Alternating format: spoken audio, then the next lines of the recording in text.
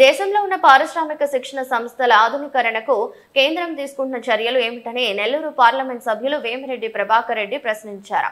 బుధవారం లోక్సభలో ఈ మేరకు ఐటీ ఐవేలకు సంబంధించి పలు వివరాలపై ఆరా తీశారు. దేశంలో ప్రస్తుతం ఎన్ని పారిశ్రామిక శిక్షణ సంస్థలు ఉన్నాయని వివరాలు కోరారు. వీటిని అభివృద్ధి చేసేందుకు నీతి ఆయోగ్ చేపడుతున్న చర్యలు వివరించాలన్నారు.